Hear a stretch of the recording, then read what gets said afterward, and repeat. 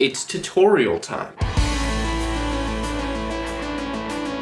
If you have B-roll and music and you want to put them together into a cohesive video, highlight video, then you are in the right place.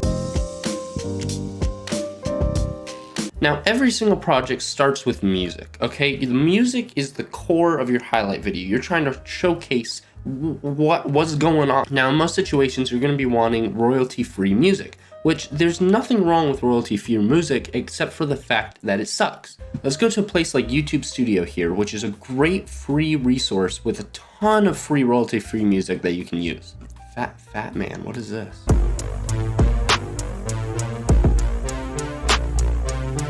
This is a perfect example of what not to use. The thing is, when you're going through, tons of music, you're gonna be going one after another, trying to find something that sounds good. Now, the problem is there's tons of good beats that sound super epic. You'll start vibing to them and you'll be thinking, why is this not mainstream like a hit label? And the key is variety. It's actually the exact same beat, just played in a loop throughout the entire song.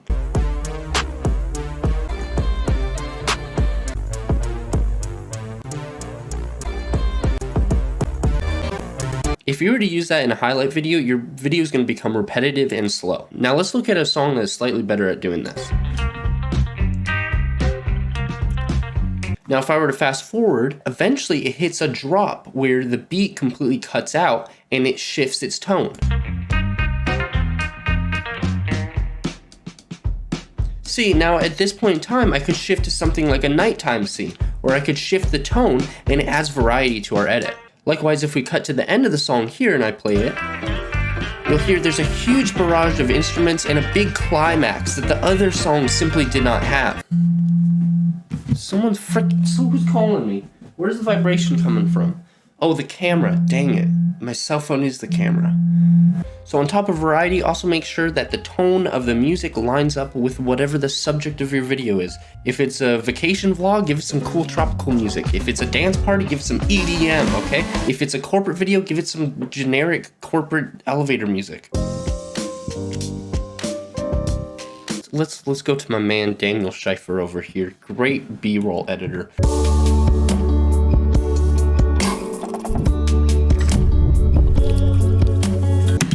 Everything is edited to the beat. All the cuts are going with the music. It sounds nice. It's good. Now watch what happens if I come over here and I just move that. I just move the track with the audio and I play it again.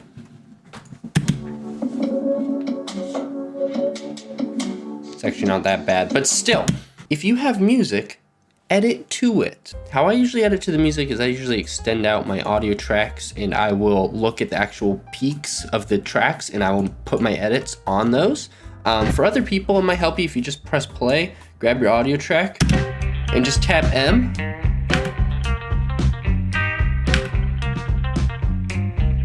Bam. But then the point being is, once you have those markers, you can move your edits and it'll snap to it. Whoa, it's like magic. You don't even have to think about it. So there's no excuses to not be editing to the music.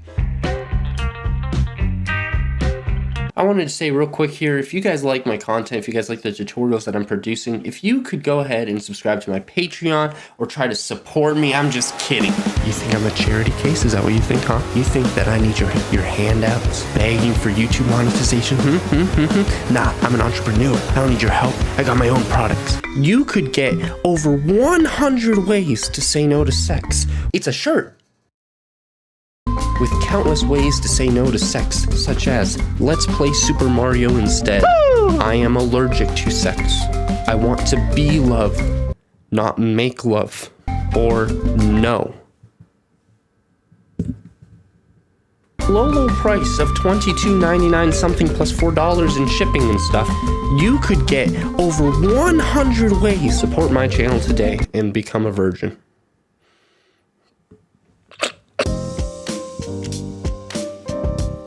Okay, so let's backtrack a second here. Before you edit anything, you're probably gonna have to go through hours of footage that you need to go through and handpick the best clips from that media pool. Now, I'm gonna be real with you here. there's no right way to do this. Some people, they'll go through the footage and they'll just straight up mark it and flag it different colors. You know, they'll just be like, oh, blue is good footage, blue is this footage, and then they'll go through and then they'll make their final edits from that. Some people will straight up just go over and open up a second timeline, bam, and then they'll just start dragging their best clips into a timeline. This is a pretty good method, I'm not gonna lie. I'm looking through my footage and I'm like, oh, this is pretty good from this point, marking in, marking out, and then I just drag this onto my timeline. This timeline is literally just a pool of good shots that I make. You're gonna have an entire timeline of simply good clips that then you can put side by side with your main timeline and then just start dragging in these good clips without worrying if the footage is good or not, because you've already sorted through and you know that all the clips here are good looking footage. Now this is a question though. What is good looking footage? We all have our ideal vision in the back of our little brains here of what a good clip looks like, okay? For me personally, I think that tight shots with a low depth of field, they just, those are gorgeous shots, okay? While you're going through all the footage, you might end up just constantly looking for those kind of shots and completely ignoring other types of footage in your media pool. And that leads to a lack of variety. We're trying to tell a story here, right? And you don't want to be telling the same story over and over and over again, unless you're Marvel. So when you're looking for clips, you want to be looking for epic wide shots, great aerial shots, some shots where maybe it is a little overexposed, maybe it doesn't look that great, however it's a different looking shot, so it will add some variety to your mix. Sometimes you should prioritize that over everything looking great, because no matter what, you're not going to have amazing footage 100% of the time. Final tip that I want to send you guys away with is variety. Never start editing at the beginning of the timeline. Always block out sections of it before you do the whole thing. If you're trying to draw something, you always start with an underlined sketch. That way you can get the full view of it. Because if you start drawing just the head or the limb of a character, you're gonna realize that it's completely out of space and doesn't take up the full sheet of paper. I need to utilize the full track of music. I can see right here, the music slows down. If I replay it, let's see. It does slow down, right? So I'm gonna take my sunset shot and I'm gonna drag it in. So what I've done now is I've established that once the music slows down, I'm gonna transition into my night sequence, my night footage. So rather than shifting to your night sequence in the middle of the chorus or in the middle of like the climax, make sure that your shifts in tone, your shifts in scenery, take place with shifts in music. And now I know to come in and just fill in the gaps in between with other footage. I know that this area needs to be filled in with night footage and this area needs to be filled in with morning footage and vacation footage.